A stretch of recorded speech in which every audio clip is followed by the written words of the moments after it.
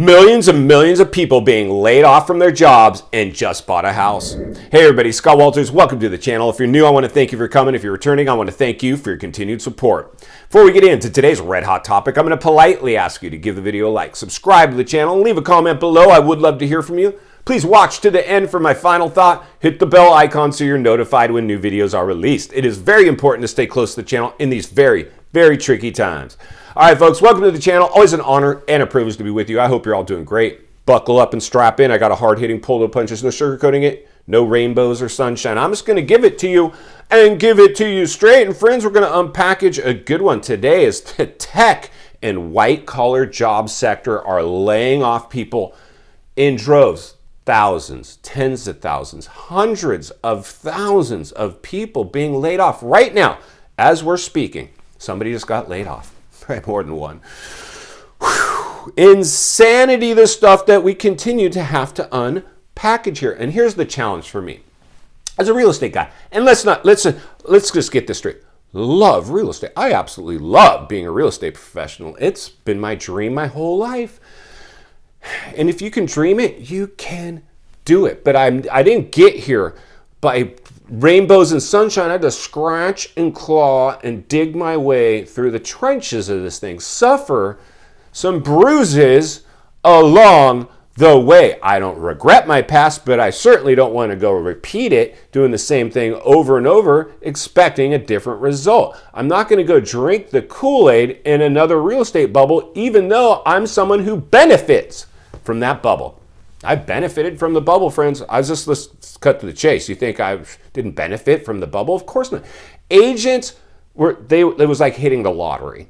At first, it was like this emotional roller coaster. Lockdowns, we're like stuck at home. We're like, well, oh shoot, how am I going to pay my bills? And then we were deemed essential workers. We're essential workers in a health crisis. And they dropped interest rates and the FOMO was unleashed at levels I've never seen before. It was head spinning, shocking.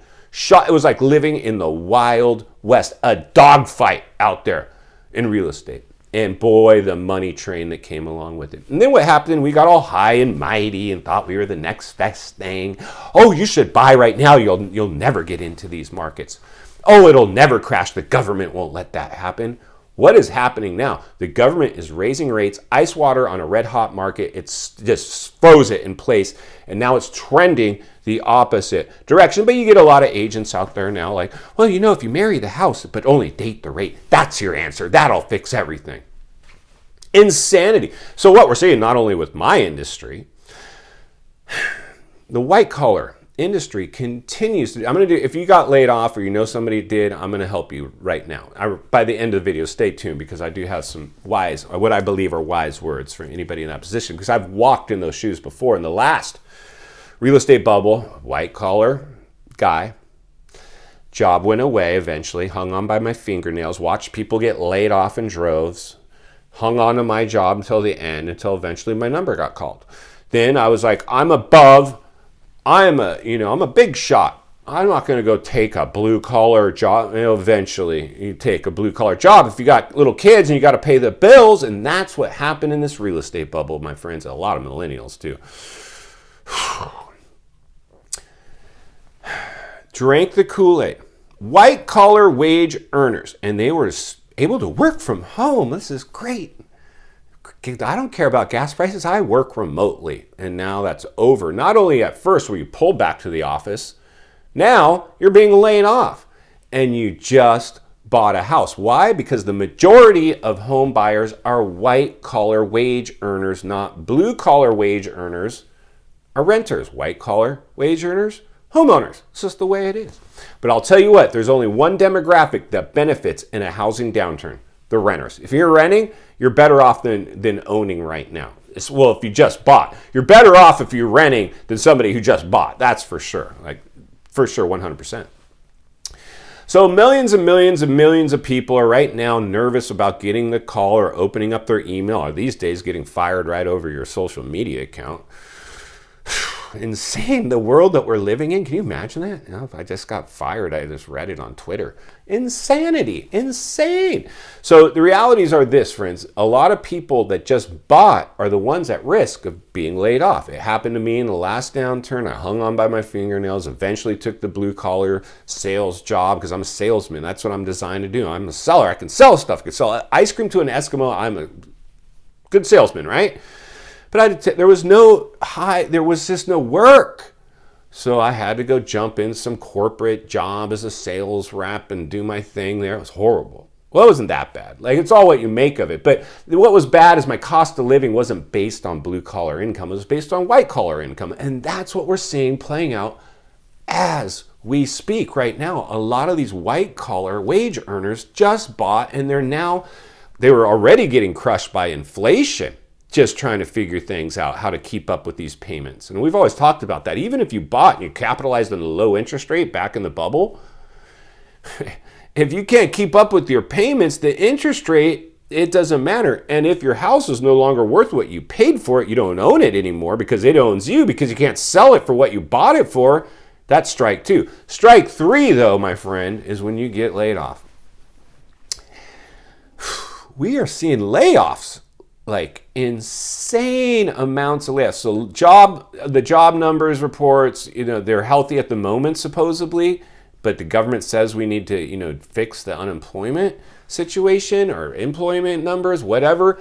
The realities are this: a lot of people are about to get sent home that just bought houses. What we really need to know as we navigate through this, what we are is at the front end of a recession and the tail end of a health crisis where we overstimulated the biggest economy in the world, the U.S., and the biggest asset class in the world, the U.S. housing market. This thing is insane, and a lot of people are minimizing the severity. They're too caught up in what the stock market's doing, or cryptos, or politics, or the Elon Musk, or whatever. Like, you need to understand right now, boil this back down to very simple terms. What we have right now is a recessionary level of a downturn brewing. It's gonna play out. A recession is coming. Buckle up. A lot of people are just saying, oh, well, the stock market's fine today, so the economy must be fine today. The stock market is trending down along with the housing market. It might have a tick or two and flatline for, a second. It's trending the opposite direction. We're one news line away from a race to the bottom, a blindsiding, left field, black swan event. And even if we don't get it, we're trending to the bottom. So, my friends, and final thoughts today, what I really wanted to communicate today is this is a white collar crash. It's playing out in front of us. There's a lot of white collar wage earners right now being sent home from work without a job. They're going to be hanging on by their fingernails. They're going to lose homes. It's coming. But the one thing I really wanted to communicate, because as somebody interviews a lot of tenants when I have rentals or whatever the case may be, I've talked about this before. Anytime you're applying for a job or a rental, you never want to give a hard luck story, no life stories. Yeah, I really need this job, that I got laid off my last job, and we just bought a house, and my wife's pregnant, and I need to work really bad. I'm like, well, that's a lot of pressure for me if I'm hiring. I want the person that comes in poised, sharp, a ninja. Tell me your strengths, not your weaknesses. That's what you need to do right now if you find yourself in need of housing or a job.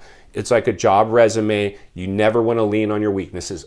Always your strengths. I know it's hard when you're going through a lot of problems. You want to talk about these problems. You want to tell people.